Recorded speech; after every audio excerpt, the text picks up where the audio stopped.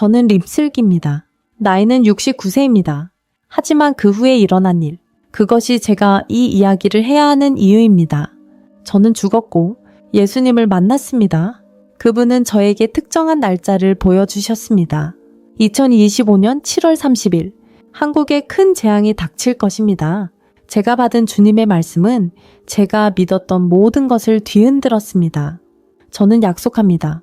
이 이야기는 두려움을 주기 위한 것이 아니라 주님께서 제가 들어줄 준비가 된 누구와도 나누기를 원하시는 구명조끼입니다. 당신이 하나님이 여전히 비전과 꿈을 통해 말씀하고 계신다고 믿고 마음속에서 그분이 당신의 백성에게 경고하고 있다고 느낀다면 결코 무시하지 마세요. 아멘. 을 댓글에 입력해 주시면 제가 혼자가 아니라는 것을 알 수 있습니다.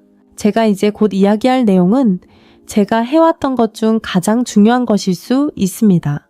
7월 초의 어느 오후 서울의 날씨는 후덥지근했다. 나는 강남의 커뮤니티 교회 옆 작은 정원에서 채소 밭에 물을 주고 있었다. 갑자기 가슴 한가운데서 날카로운 통증이 느껴졌다. 근육통이나 피로감이 아니라 마치 누군가 내 심장을 쥐어짜는 듯한 느낌이었다. 나는 무릎 꿇고 땅바닥에 넘어졌다. 모든 것이 빙글빙글 돌았고 시야가 흐려졌다. 그러나 내 마음은 그 어느 때보다도 맑았다. 빛이 서서히 꺼져가고 나는 내가 곧 죽을 것임을 알았다. 의심의 여지가 없었다. 하지만 이상하게도 나는 두렵지 않았다. 공황 상태도 아니었다. 오로지 가벼운 느낌만이 있었고 마치 평생의 짐을 내려놓는 듯 했다. 갑자기 나는 높은 곳에서 나의 몸이 땅에 무력하게 누워있는 모습을 내려다보았다. 가슴의 통증이 사라졌다. 이것은 꿈이 아니다. 나는 완전히 정신이 맑고 모든 감각이 이상하게 예리했다. 내 심장은 멈췄지만 나는 더 깊은 무언가, 아마도 내 영혼을 느낄 수 있었다. 가벼운 끌림이 나를 이끌었고 마치 보이지 않는 힘이 나를 다른 곳으로 안내하는 것 같았다. 나는 물어보고 싶었다. 여기는 어디인가요? 무슨 일이 일어나고 있죠? 그러나 어떤 말도 나오지 않았다. 갑자기 나는 하나의 존재를 느꼈다. 그림자가 아니라 가까이 다가오는 어떤 존재였다. 찬란한 빛 속에서 하나의 형상이 나타났습니다. 그분은 예수님이십니다. 그분은 말씀하지 않으셨지만 그분의 목소리는 마치 하나의 생각처럼 제 마음속에 울려 퍼졌습니다. 설기야, 네가 왔구나. 시간이 많지 않아. 네가 들어야 돼. 그분의 시선은 굳건하면서도 사랑으로 가득 차 있었지만 엄격하게 저를 바라보며 이해하기를 기다리고 있었습니다. 그리고 그분은 살짝 돌이켜 보셨습니다. 마치 저에게 무언가를 가리키려는 듯이요.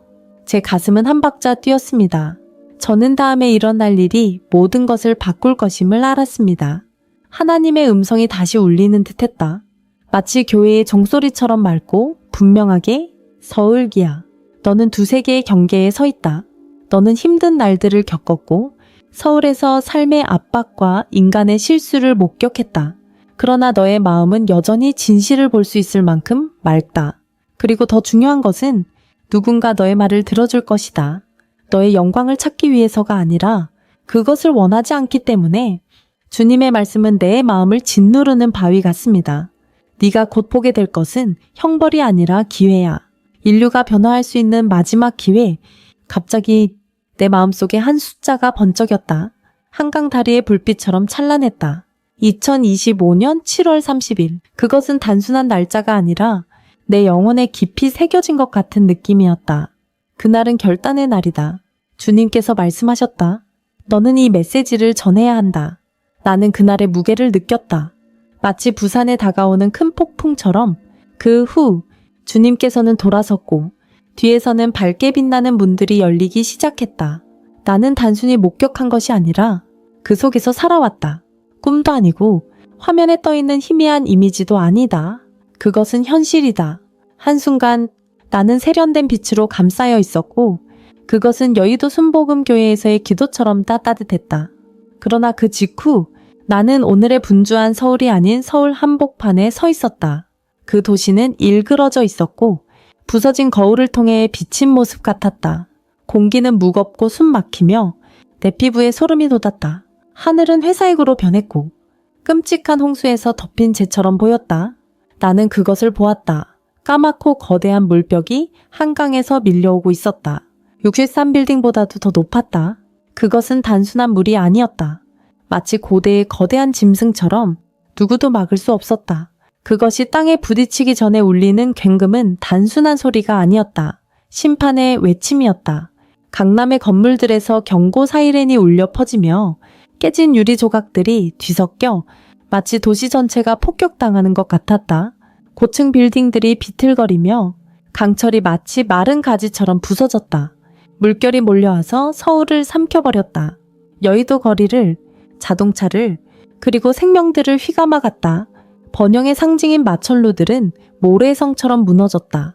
육체는 없지만 나는 그 차가운 물의 감촉을 느낄 수 있었다. 그것은 내 영혼에 독처럼 새우며들어 도시의 파편들과 함께 나를 깊은 소용돌이로 끌어내렸다. 나는 미역동의 혼란스러운 인파 속에서 눈을 크게 뜬 차에 소스라치게 놀란 한 어머니가 젖은 머리를 한 채 작은 아이를 꼭 껴안고 있는 모습을 보았다. 그녀는 아이를 방패처럼 꼭 붙잡고 있었지만 물은 그들을 막지 않았다. 물은 그들을 갈라놓고 순식간에 휩쓸어버렸다. 그녀의 비명은 내 가슴을 파고들었고 그 후 두 사람은 사라져 파괴의 바다에 잠기고 말았다. 내 심장은 쿵쿵 뛰고 마치 부활절의 교회의 종소리처럼 목구멍은 타들어가고 이태원의 화재에서 연기를 흡입한 것처럼 서울 빛과 희망의 도시 은 서서히 죽어가고 무심한 물속에서 숨을 못 쉬고 있다. 나는 단 한 사람이라도 구하고 싶지만 나는 무력하고 그저 끔찍한 상황에 갇힌 목격자일 뿐이다. 경적 소리, 유리 깨지는 소리, 비명, 모든 것이 내 안에 깊이 새겨져 있다. 그 어머니의 얼굴은 나는 결코 잊지 못할 것이다. 장면이 변했다. 서울이 사라졌다. 존재했던 적이 없는 것처럼 나는 한바다 위에 떠 있다. 하지만 한강이나 제주 바다가 아니다. 이것은 불의 바다. 인천의 재련소처럼 타오르고 분노로 끓어오르고 있다. 하늘은 칠흑처럼 어둡고 붉게 타오른다. 폭발의 연기처럼 탄내의 냄새가 코를 자극하며 나는 어지러워진다. 마치 죽음을 들이마시는 듯 불길 속에서 나는 부산 해안에서 헤엄치던 위대한 생물, 거대한 고래들이 고통에 몸부림치는 모습을 보았다. 그들의 몸은 검게 타고 찢어져 있었으며 꼬리는 끊임없이 불길에 부딪혔다. 그들의 울음소리는 낮고 애절하게 울려 퍼져 교회에서 절망적인 기도로 들렸다. 각 소리는 내 영혼을 꿰뚫는 칼날처럼 표현할 수 없는 고대의 고통을 가져왔다. 공기가 답답해서 내게 폐가 없지만 나는 여전히 숨이 막힌다. 주위의 열기는 강원도의 여름 햇살과는 다르게 용서 없는 심판처럼 느껴진다. 그것은 태워버리고 숨을 막히게 하며 견딜 수 없을 만큼 마치 지옥의 숨결처럼 장면이 다시 바뀌었다. 나는 나무 한 그루 없이 잡초한 폭이 없는 황량한 땅 위에 서 있었다. 제주도처럼 새가 지저귀는 소리도 없었다. 그곳에는 먼지와 갈라진 땅만이 있었고 한없이 흐릿한 하늘 아래 펼쳐져 있었다. 땅은 마치 거대한 발톱에 긁힌 듯 찢어져 있었다. 주변에는 뼈가 널려 있었다. 동물의 뼈와 아마도 인간의 뼈, 창백하고 부서져 잊혀헤어진 한반도의 유적처럼 쌓여 있었다. 내 입은 마르고 단순한 갈증이 아니라 불에 타는 듯하다. 영원히 느껴서는 안 될 갈증이 나를 조여온다. 땅은 뜨겁고 마치 숯불 위를 걷는 듯하다. 한 걸음 한 걸음이 형벌이다. 나는 죽음을 넘어서 소멸된 세계를 지나고 있다. 생명, 희망, 모든 것이 사라졌다. 이것은 창조의 묘지, 꿈조차 사라진 곳이다. 공허함은 주변에만 있는 것이 아니다. 내 안에도 무겁고 철저하게 부서진 나는 소리치고 싶고 울고 싶지만 나는 끔찍한 이미지에 갇혀있다. 그 후 아픈 침묵 속에서 나는 한 줄기의 속삭임을 들었다. 부드럽게 마치 성체성사에서 기도하는 듯한 목소리가 아니라 경고처럼 향초의 연기처럼 소용돌이쳤다. 그것은 나를 앞으로 끌어당겼고 더 어두운 무언가로 아직 오지 않은 하지만 다가오고 있는 것, 나는 내가 보는 것이 시작에 불과하다는 것을 알았다. 이전의 홍수와 불길의 장면은 정말 무서웠습니다. 강력하고 막을 수 없는 것이었죠. 그러나 이 풍경은 훨씬 더 두렵습니다. 저는 서울 한복판에 서 있는 자신을 봅니다.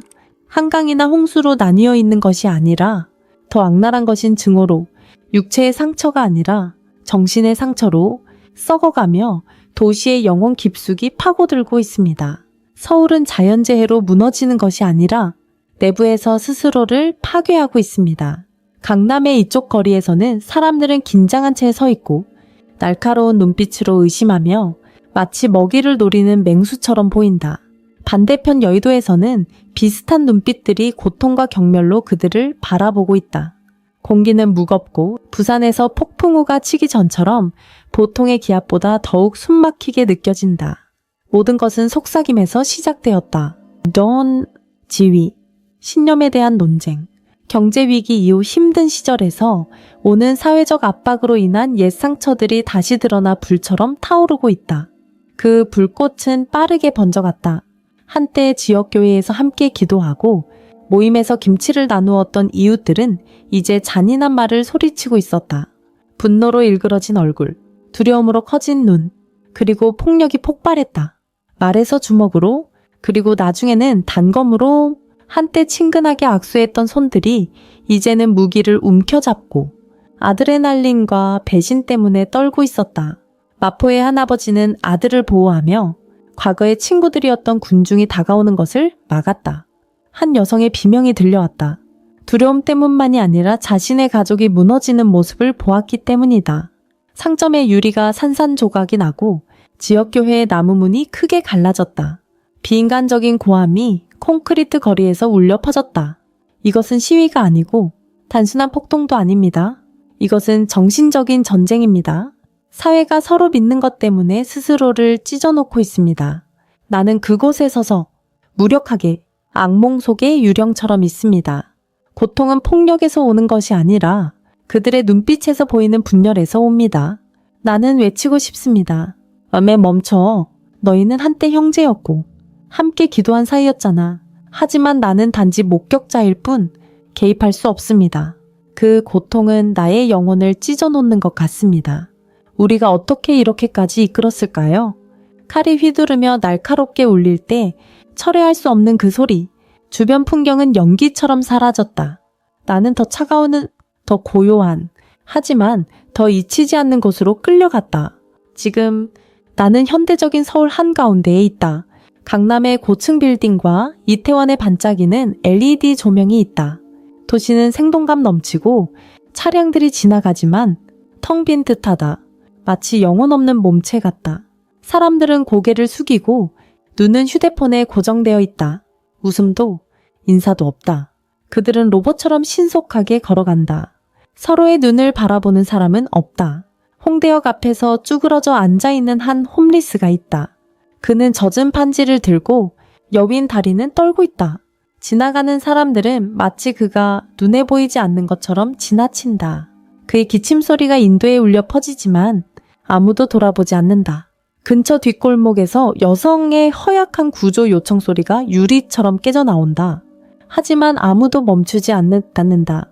그들은 감정 없는 기계처럼 계속 움직인다. 이곳은 폭력을 허용하지 않는 것이 아니라 무관심 속에 잠겨 있다는 것을 깨달았습니다. 사랑, 인간 간의 연결이 사라졌습니다. 차가운 공기가 바람 때문이 아니라 연민의 결핍 때문에 느껴집니다. 그 차가움이 영혼 깊숙이 스며드는 것 같고 마치 살아있는 무덤에 서 있는 듯한 기분입니다. 장면이 변해갔다. 나는 여의도의 고층 건물 안에 있었다. 대리석과 별처럼 빛나는 샹들리에로 꾸며진 화려한 로비. 하지만 아름다움 뒤에는 죽음이 있었다. 그것은 비어 있었고 잘못된 가치에 대한 기념비처럼 느껴졌다. 정장을 차려입은 사람들이 연단 뒤에서 희망과 단결에 대해 이야기했지만 그들의 말은 공허했다. 야스쿠니 신사를 스치는 바람처럼 나는 이재명 대통령을 보았다. 그는 카메라 앞에서 미소를 지었지만 그의 눈은 차가웠다. 권력을 위해 영혼을 팔아버린 것처럼 그들의 말은 독약으로 감싼 꿀처럼 거짓으로 가득 차 있었다. 분위기는 위선으로 진저리 쳐 모든 진실한 것을 압도했다. 나는 소리치고 싶었고 그들을 깨우고 싶었지만 나는 그저 그곳에 서서 거짓말의 바다에 잠겨 있었다. 그러다 나는 흐릿한 그림자를 보았다. 무겁고 불길하게 느껴졌다. 그것은 나를 반짝이는 거짓으로부터 끌어내어 더 어두운 진실로 이끌었다. 내가 마주할 준비가 되어 있지 않은 진실이었다. 이 풍경은 나를 붙잡고 있습니다. 물의 홍수처럼 소리 지르지 않고 불바다처럼 사르지 않지만 차갑고 고대하며 태초의 두려움처럼 느껴집니다. 그것은 자연재해도 아니고 지진이나 폭풍도 아닙니다. 그것은 거대하고 초월적인 이 땅에서 난 것이 아니라 이해할 수 없는 세계에서 솟아난 것입니다. 육체도 아니고 뼈도 아니며 어둠과 불의 고통스러운 결합입니다. 그러나 이 불은 따뜻함을 주지 않고 나무를 태우지도 않습니다. 그것은 탐욕으로 타오르고 억누를 수 없는 야망과 자비를 잊은 권력을 가지고 있습니다. 그것은 통제와 지배, 그리고 인간의 영혼을 갈망합니다.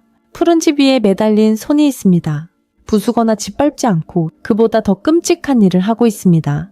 손가락들이 천천히 휘어서 마치 먹이를 노리는 짐승처럼 건물 주위에 감겨 있습니다. 무음이지만 나는 가슴 속에서 울리는 무언의 포효를 들었습니다. 그것은 창조의 가장 깊은 곳에서 메아리 치는 천둥 소리처럼 느껴졌습니다.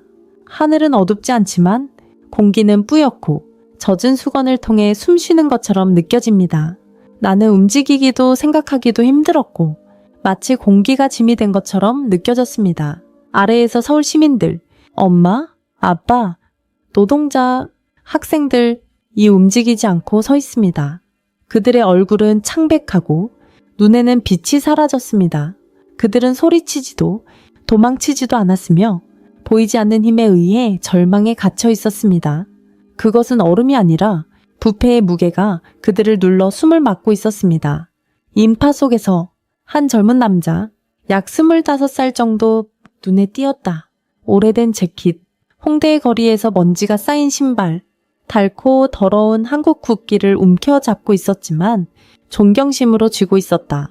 그의 어깨는 처져 있었고 그것은 가난 때문이 아니라 그 손이 마치 그를 겨냥하는 듯 보였기 때문이다. 그의 눈은 분노가 아닌 피곤함으로 가득 차 있었다.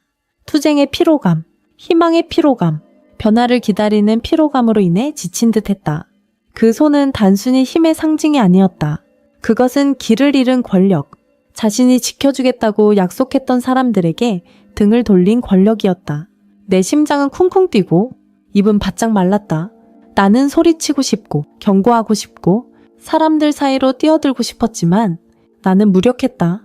그저 바라볼 수 있을 뿐 개입할 수 없는 영혼일 뿐이었다. 그러던 중 나를 끌어당기는 힘이 생겼고 저항할 수 없는 조수처럼 나를 이끌었다. 어둠은 사라지고 불꽃은 희미해지며 나는 모든 것보다 더 무거운 또 다른 장면으로 끌려갔다. 그때 저는 그를 보았습니다. 이재명 대통령, KBS 뉴스 화면에 나온 모습도 광화문에서 군중 앞에 서 있는 사람도 아닙니다. 그는 그곳에 서 있었습니다. 완전히 고독하게 한낮에 허공에 떠있는 유리 다리 위에 도시도 없고 그 아래에 땅도 없으며 오직 공허함만이 있었습니다. 그가 한 발을 내디딜 때마다 다리 아래에 거미줄처럼 늘어나는 금이 가는 것처럼 마치 다리가 그 무게를 이기지 못할 것 같았습니다. 하지만 그의 신체가 다리를 위협하는 것이 아니라 그가 지니고 있는 것들이다.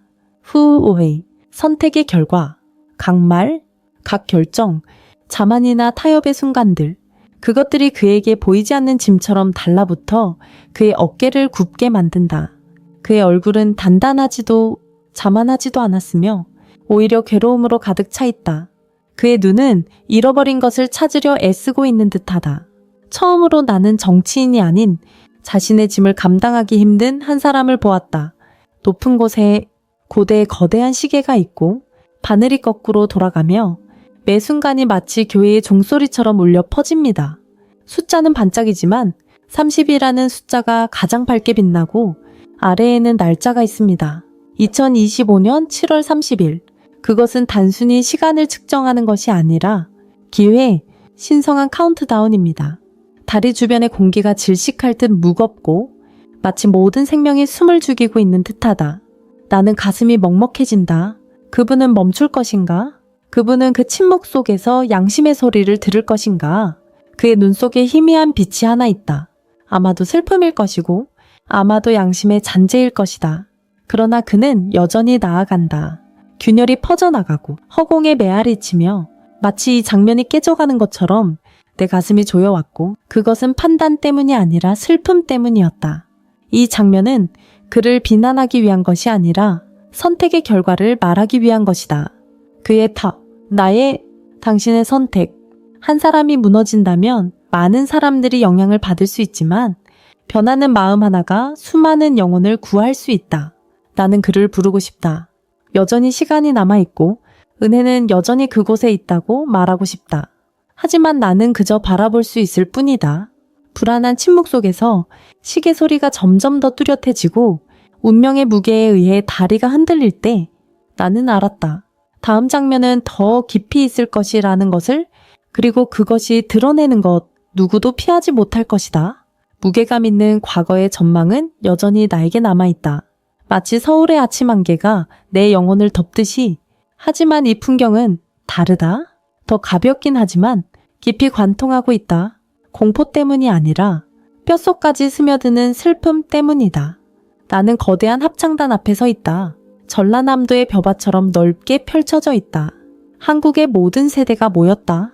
더할 나위 없는 할아버지는 헌 한복을 입고 젊은 소녀는 화려한 목도리를 두르고 맨발의 아이는 낡은 곰 인형을 꼭 껴안고 있다.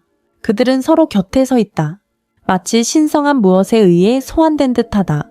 본래 그것은 하나됨의 그림이었어야 하고 화합한 민족의 꿈이어야 하며 여의도 순복음교회의 기도회와 같아야 했다.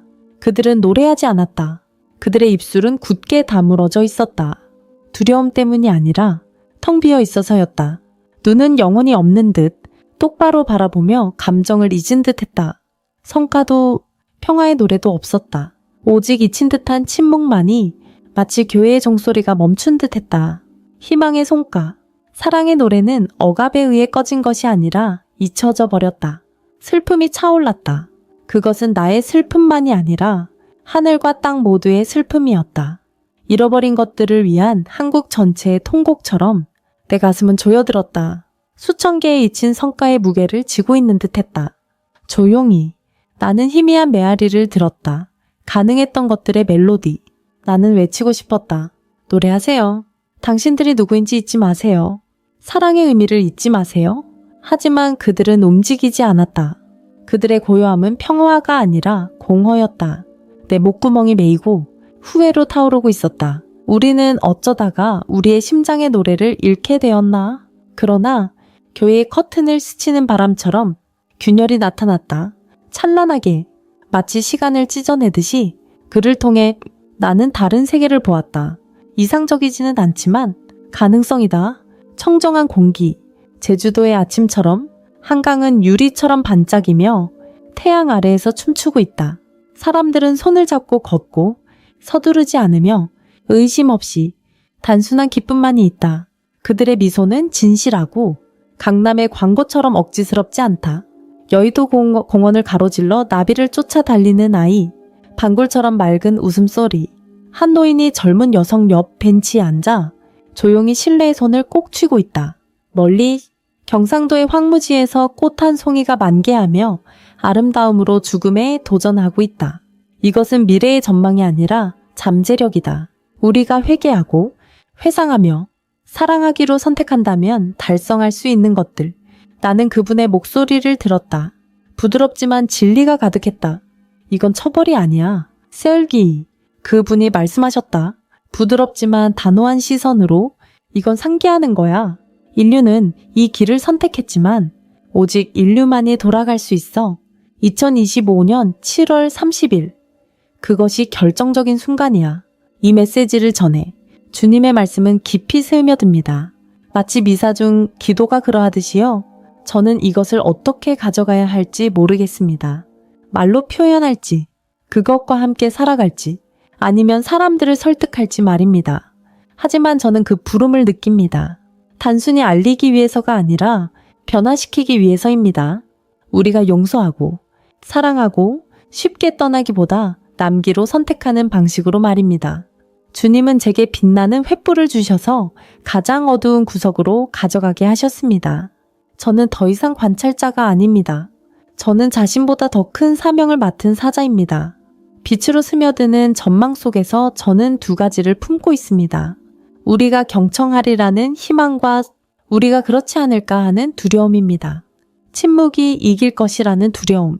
우리가 그 순간을 놓치고 소음에 파묻혀 부름소리를 듣지 못할까 하는 두려움입니다. 만약 우리가 그것을 놓친다면 어떻게 될까요? 나는 뛰놀며 깨어났다. 서울 세브란스 병원의 하얀 빛이 눈을 찌릿하게 했다. 모니터의 규칙적인 삑삑 소리가 차갑고 기계적으로 울렸다. 간호사와 의사들의 얼굴이 머리 위를 스쳐 지나갔고 그들은 걱정으로 찌푸린 얼굴을 하고 있었다. 림씨, 당신은 위기를 넘겼습니다.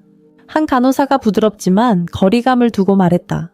나는 돌아왔고 살아남았지만 몸은 마치 완전히 고갈된 것처럼 아팠고 숨 쉬는 것조차 전투였다. 나는 살아있음을 확인하기 위해 천천히 손가락을 움직였다. 그것은 떨리고 굳어 있었다. 나는 죽었다. 심장이 멈추고 영혼이 떠나갔으며 지금 나는 이 약한 몸에 있다. 내 마음은 이미지로 가득 차 있다. 검은 물결, 타오르는 불의 바다, 침묵의 합창, 캄이 목소리가 울려 퍼지고 그분의 눈빛이 날 꿰뚫는다. 그 이미지들은 생생하게 살아있어. 내 눈꺼풀 뒤에서 다시 재현되고 있다. 2025년 7월 30일이 내 머릿속에 강하게 맴돌고 세상이 내 어깨 위에 얹혀있는 것처럼 무겁다. 그분의 존재는 여전히 남아있고 내가 완전히 이해하지 못한 간절한 부르짐이 있다. 내 가슴은 조여오고 그것은 심장 통증 때문이 아니라 사명의 무게 때문이다. 나는 더 이상 강남교회 뒤에서 채소를 기르는 임슬기 씨가 아니다. 나는 저 세상을 보았고 그것이 나를 변화시켰다. 병상에 누워 팔에 수액이 연결된 채로 나는 모든 것의 무게를 느꼈다. 이 두 번째 기회는 나를 위한 것이 아니라 그들 모두를 위한 것이다. 그 사실이 나를 죽음보다 더 두렵게 만들었다. 간호사들이 나 주위를 바쁘게 오갈 때 나는 진짜 시험이 이제 막 시작되었다는 것을 알았다. 천장을 보니 마음이 혼란스러웠다. 이게 꿈일까? 산소 부족으로 인한 환영일까? 하지만 모든 세부사항이 너무 생생했다. 홍수의 웅성거림, 불타는 바다에 타는 냄새, 나를 부르는 그의 목소리, 어떤 꿈도 내 영혼을 이렇게 떨게 할 수는 없다. 나는 젊은 간호사에게로 시선을 돌렸다. 그녀는 수액을 점검하고 있었고 그녀의 눈은 부드럽지만 피곤해 보였다.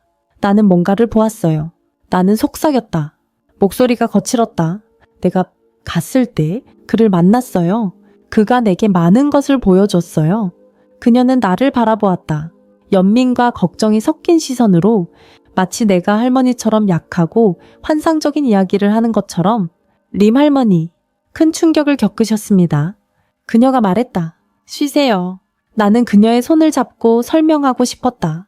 하지만 하나님을 만난 이야기, 종말을 본 이야기를 병차트 보는 사람에게 어떻게 전할 수 있을까? 나는 베개에 파묻혔고 외로움이 밀려왔다. 아무도 나를 믿지 않을 것이다. 그들이 믿을 이유가 있을까? 68세의 한 노부인이 심장 발작에서 막 회복한 후 비전과 운명의 하루에 대해 이야기합니다. 그들은 내가 광란에 빠졌다고 생각하거나 그저 관심을 찾는 외로운 노인에 불과하다고 여길 것입니다. 병원에 얇은 이불을 쥐면 손이 떨립니다. 저는 그분과 함께 있을 때 외롭지 않지만 이제 이 세상으로 돌아오니 이렇게 외로움을 느낀 적이 없습니다. 이 사명을 가지고 저는 무엇을 해야 할까요? 아무도 듣고 싶지 않아 하는 메시지를 어떻게 공유할 수 있을까요? 그러다가 그분의 목소리가 제 마음속에서 울려 퍼졌고 저는 불가능해 보이는 일에도 불구하고 노력해야 한다는 것을 알았습니다. 매일매일이 지나가고 2025년 7월 30일에 가까워질수록 내 가슴은 조여오고 어떤 숨결도 나를 진정시킬 수 없다. 마치 나는 돌덩이를 짊어지고 있는 듯 숨쉬기 힘들고 잠도 잘 수 없고 모든 것을 정상인 척하는 것도 어렵다. 매일 밤 나는 TV를 주시하며 KBS 뉴스 채널을 넘겨보며 단서를 찾고 확인의 말을 기다린다. 동남아시아의 긴장, 강원도의 홍수, 제주 앞바다의 백상가리 죽음과 같은 제목들을 보며 내 심장은 빠르게 뛰기 시작한다. 마치 현실 세계에서 초현실적인 전망들이 하나하나 드러나는 듯하다. 더 이상 부정할 수 없다. 나는 침묵할 수 없다. 비록 허공에 외치는 것처럼 느껴지더라도 단 한 사람이라도 들어줄 수 있다면 나는 목소리를 내야 한다. 내가 본 것, 느낀 것, 그리고 내가 믿고 있는 일이 다가오고 있음을 이야기해야 한다. 과장된 것처럼 들릴 수도 있고 두려움처럼 들릴 수도 있지만 내 깊은 곳에는 나를 가만두지 않는 조용한 믿음이 있다. 작고 소중한 믿음의 씨앗들, 속삭이는 기도, 용감한 대화, 모두 중요하다. 나는 그것을 뼈와 살로 느낀다. 서울의 어둠을 뚫고 들어오는 첫빛처럼 비록 약하지만 그것은 거기에 있다. 위태로운 절벽 세계 속에서 희미한 희망의 한 줄기. 하지만 매일이 지나가면서 나는 스스로에게 묻는다. 이 빛들이 과연 타오를 수 있을까? 아니면 그 날이 오기 전에 두려움과 무관심에 의해 꺼져버릴 것인가? 나는 여기 서울 강남의 작은 아파트에서 내 이야기를 하고 있다. 나는 더 이상 교회 뒤에서 채소를 기르며 보리차를 마시고 바쁜 거리를 바라보는 나이든 림설기 여인이 아니다. 나는 죽었다. 알다시피 내 심장이 멎었고 나는 저 세상으로 넘어갔다. 나는 한 임무를 부여받았고 어떻게든 돌아왔다. 내가 본 것들의 무게, 사나운 파도, 불구덩이, 합창단의 침묵, 하나님의 목소리, 그리고 2025년 7월 30일 가 여전히 내 어깨를 짓누르고 있다. 그러나 지금 그것은 다른 것에 의해 지탱되고 있다. 희망, 쇼가 아닌 우리가 여전히 더 나은 길을 선택할 수 있다는 강인한 희망. 당신이 들어주기를 바랍니다. 정말로 들어주기를 바랍니다. 서울에서의 삶이 얼마나 힘들든 간에 명동의 복잡한 거리에서 홀로 느끼더라도 주님의 사랑은 항상 거기에 있습니다. 그는 당신의 이야기를 듣고 당신을 인도할 준비가 되어 있습니다. 당신은 결코 혼자가 아닙니다. 저는 강남에서 온 68세 노인일 뿐이지만 변화할 기회가 항상 있다는 것을 보았습니다. 더 깊이 사랑하고 그의 계획에 맞게 살기로 선택할 수 있는 기회가 있습니다. 자신과 당신의 미래, 그리고 그의 영원한 사랑을 포기하지 마세요. 그 사랑은 진짜이며 당신을 위한 것입니다. 죽음에서 돌아와 그 진리에 닿았을 때 그것은 매일 제 영혼 속에서 부드럽게 속삭이는 듯한 목소리처럼 일요일 아침에 울리는 교회의 종소리처럼 느껴집니다. 그것은 모든 것이 중요하다는 것, 우리 각자가 그분의 위대한 계획에서 역할을 하고 있다는 것을 일깨워 줍니다. 제 인생은 이제 저만의 것이 아닙니다. 제가 보았고 알고 있는 것들을 나누기 위해 존재합니다. 이 이야기가 당신의 마음에 닿고 위로가 되거나 무언가를 불러일으키거나 그저 그 너머의 기적들에 대해 궁금해진다면 이 메시지를 퍼뜨리는 데 도움을 주시기 바랍니다. 저희 유튜브 채널을 구독해주세요. 그곳은 저희가 진실한 이야기들을 나누는 인터넷의 작은 구석으로 하나님으로부터, 천국으로부터, 때때로 파멸의 가장자리에 서 있는 이야기들을 나눕니다. 저희는 여러분이 어디에서도 찾을 수 없는 이야기들을 계속해서 가져올 것입니다. 들어주셔서 감사합니다. 하지만 저는 이것이 끝이 아닐 것이라는 것을 압니다. 진짜 일은 이제 막 시작되었습니다.